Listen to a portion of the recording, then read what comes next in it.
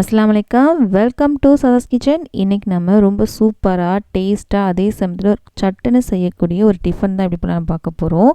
நம்ம இன்றைக்கி பார்க்க போகிறது என்னென்னா ஸ்வீட் கார்ன் அடை தான் பார்க்க போகிறோம்.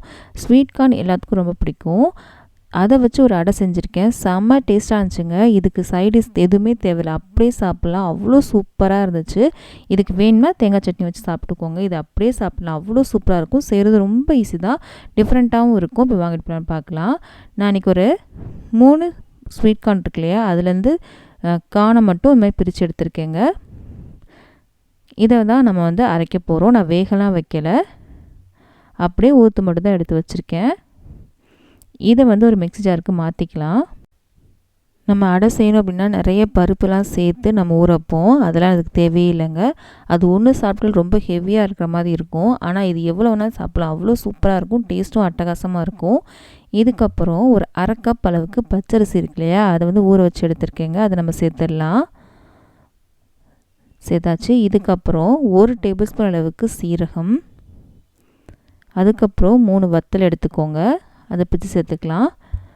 இது காரம் ஜாஸ்தி தான் நல்லாயிருக்கும். ஸ்வீட் கார்ன்லேயே நல்லா இனிப்பாக தான் இருக்கும். ஆனால் காரம் நீங்கள் சேர்த்தா மட்டும் தான் நல்லாயிருக்கும்.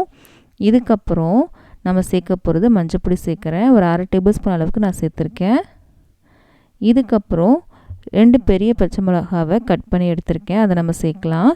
நமக்கு வத்தலும் சேர்த்துருக்கோம், பச்சை மிளகாவும் சேர்க்குறோம். இவ்வளோ சேர்த்தா மட்டும்தாங்க நம்ம அதோட இனிப்புக்கு பேலன்ஸ் பண்ண முடியும். இந்த அளவுக்கு காரம் சேர்த்தா தாங்க நல்லாயிருக்கும். ஸ்வீட் கார்ன் இல்லையா, அது இனிப்பாகவும் இருக்கும். அதை பேலன்ஸ் பண்ணணும்ல, அப்போ அது கரெக்டாக இருக்கும். இவ்வளோ சேர்த்தாலுமே அவ்வளோவா காரமே தெரியாது. இதுக்கப்புறம் 4-5 பூண்டை சேர்த்துக்கோங்க. இதை நம்ம அரைக்க போகிறோம். கொஞ்சம் கூட தண்ணியே சேர்க்காதீங்க. கொஞ்சம் கொரப்பாக அரைச்சிட்டு வந்துடுங்க. தண்ணி சேர்க்காம நல்லா அரைப்பட்டுரும். நான் கொஞ்சம் கூட தண்ணியே சேர்க்கலைங்க, அரைஞ்சிருச்சு பாருங்கள். குறன்னு தான் அரைச்சிட்டு வந்திருக்கேன். இந்த மாதிரி தான் அரைக்கணும். நைஸாக அரையக்கூடாது. நைஸாக அரைச்சிங்கன்னா அவ்வளோ நல்லா இருக்காது. கொஞ்சம் குறன்னே அரைச்சிக்கோங்க. இது ஒரு பாத்திரத்துக்கு மாற்றிக்கலாம். மாற்றிட்டேன்.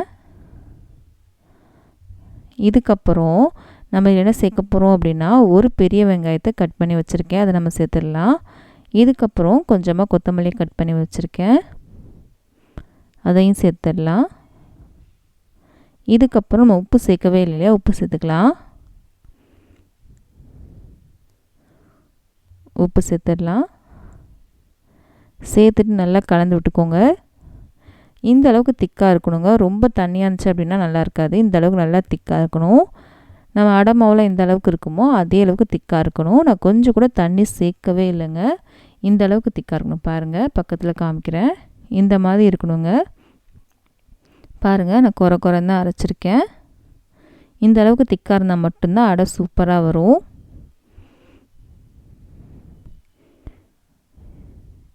இதுக்கு சைடிஷ் பார்த்திங்கன்னா தேங்காய் சட்னி நல்லாயிருக்கும், இல்லைனா வெல்லம் வச்சு சாப்பிட்டாலும் சூப்பராக இருக்கும். இப்போ வாங்க அடுப்பக்கம் போகலாம். அடுப்பு ஒரு தவை வச்சுருக்கேன். எண்ணெய் தடவிட்டேன். முதவே பரப்பிடலாம். பாருங்கள், ஈஸியாக பரப்பு வருது.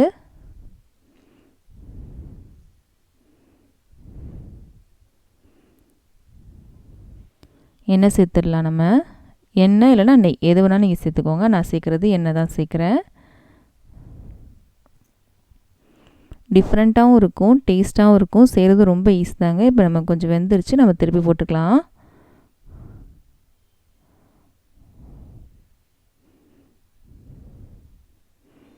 கலர் பாருங்கள் எவ்வளோ சூப்பராக வந்திருக்கு அப்படின்னு. கண்டிப்பாக நீங்கள் ட்ரை பண்ணி பாருங்கள். ரொம்ப ரொம்ப ஈஸிங்க. டேஸ்ட் அட்டகாசமாக இருக்கும். நீங்கள் இந்த மாதிரி செஞ்சிட்டிங்கன்னா அடிக்கடி செய்ய ஆரம்பிச்சிருவீங்க. அவ்வளோ சூப்பரான ஒரு அடைங்க. கண்டிப்பாக செஞ்சு பார்த்துட்டு நீங்களே சொல்வீங்க. கண்டிப்பாக கமெண்ட் பண்ணுங்கள் எப்படி இருந்துச்சு அப்படின்னு. பாருங்கள், பக்கத்தில் காமிக்கிறேன். எவ்வளோ சூப்பராக வந்திருக்கு பாருங்கள். கண்டிப்பாக இந்த வீடியோ பிடிச்சிருக்கும் நம்புகிறேன். எடுத்துடலாம், வெந்துருச்சு. இந்த வீடியோ பிடிச்சிருந்துச்சுன்னா மறக்காமல் உங்கள் ஃப்ரெண்ட்ஸ்க்கும் ஃபேமிலிஸ்க்கும் இந்த வீடியோ ஷேர் பண்ண மறக்காதீங்க. நம்ம சேனலை சப்ஸ்கிரைபும் பண்ணிடுங்க. பக்கத்தில் இருக்க பெல் பட்டனையும் கிளிக் பண்ணிடுங்க. அப்போ தான் நான் இனிமேல் போட போகிற எல்லா வீடியோவும் சேரும். நம்ம அடுத்த வீடியோவில் சந்திக்கலாம்.